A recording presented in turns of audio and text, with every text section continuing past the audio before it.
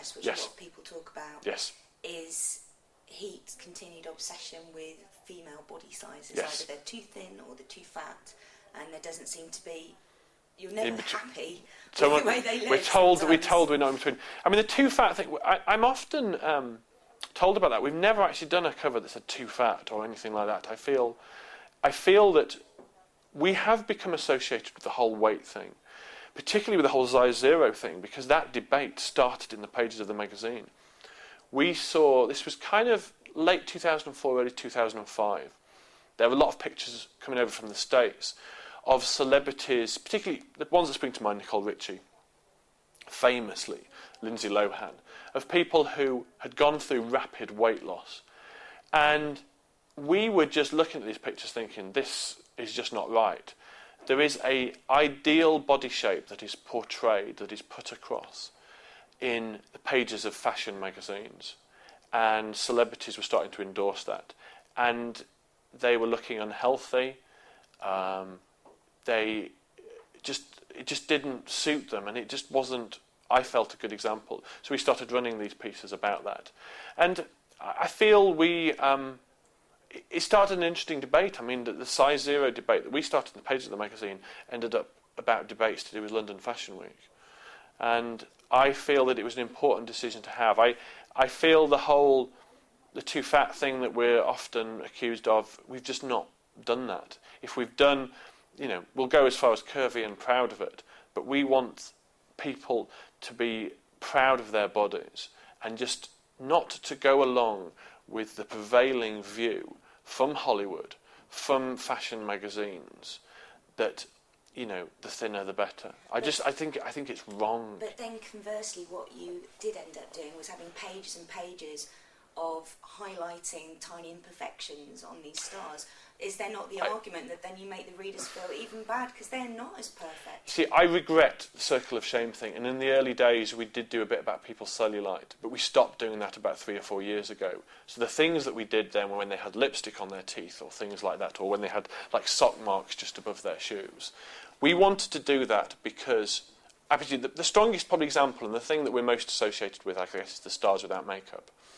And what we wanted to do is make it very clear that this so-called perfection that celebrities have on the red carpet, on the catwalk, doesn't really exist.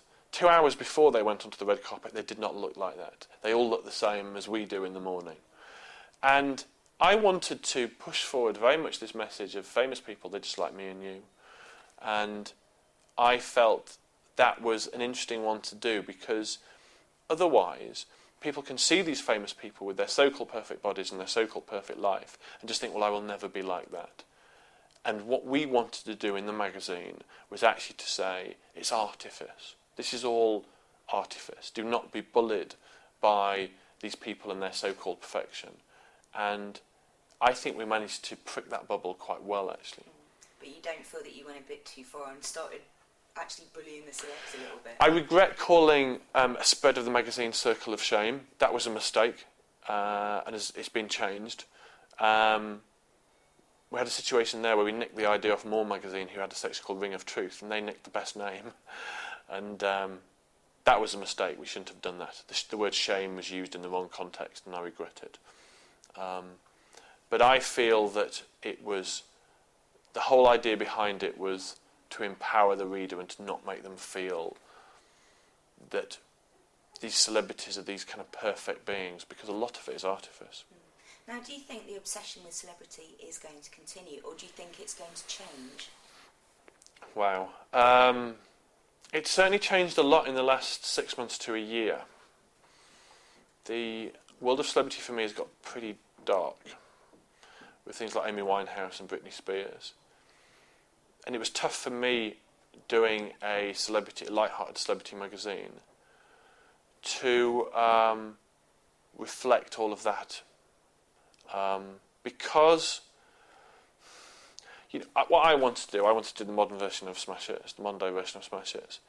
And when celebrity was getting quite dark, I ended up pining for the days of Darius.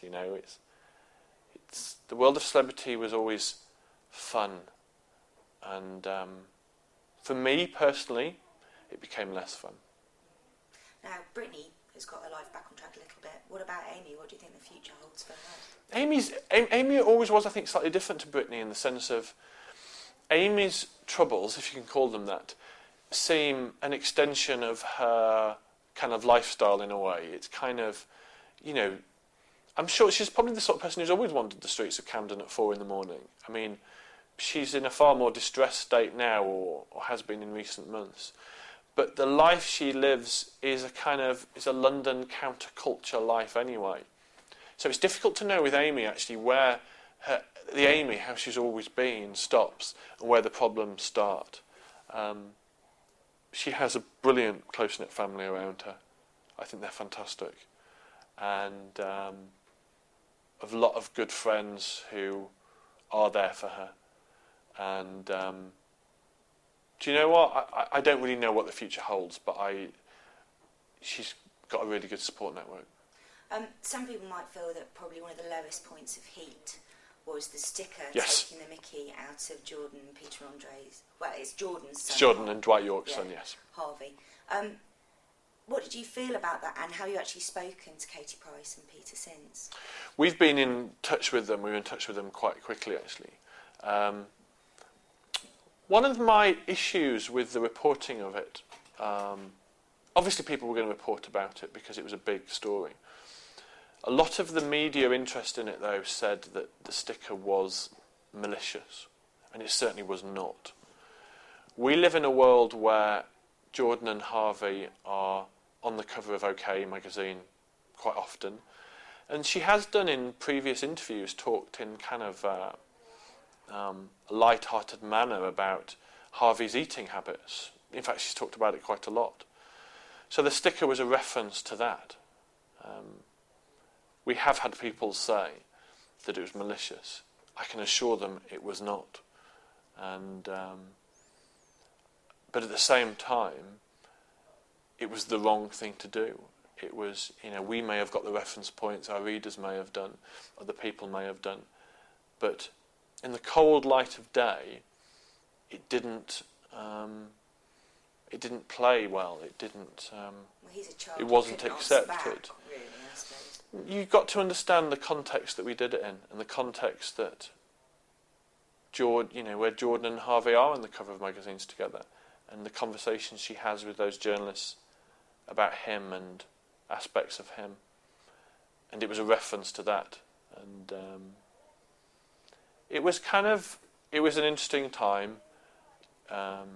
It's always interesting turning on radio and hearing people saying he should be fired. That's always interesting.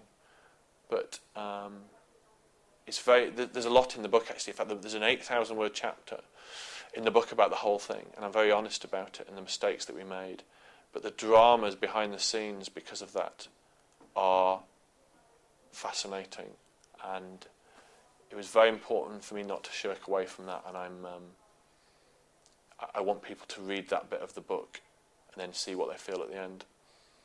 But anyway, you've had your 10 years there now, written the book, On to Pastures New. What's next for Mark Frith? I have no idea. I'm going to take a lot of time off. I never did. I've been working at the same company since I just turned 20. I didn't even finish college. I was so eager to get to Smash Hits. I left before my end of my course and worked at Smash Hits, then Sky Magazine and Heat for 10 years. And I've never done the gap year thing, never had time off. I have a young son, and we have another one on the way beginning of next year. And I've loved this summer and having time with my girlfriend and my child. And it's been brilliant. And I'm taking a bit of time off. And I don't know what the future holds, but I will be back in magazines one day, whether it's a long time away or not, I don't know. But I've got loads of people saying to me, so you're turning your back on magazines? Like, no, I love magazines. I love magazines. I'm obsessed by magazines. And I'll be back. But, I've got to pick the right thing. And I have the option, because of this book, I have the time to be able to choose. And that's great for me. But do you think you'll ever totally turn your back on celebrities? I'm trying to escape celebrity. When I left the magazine, I thought I was escaping it. But there's various things that are happening to me that kind of keep pulling me back into the world of celebrity. So we'll see.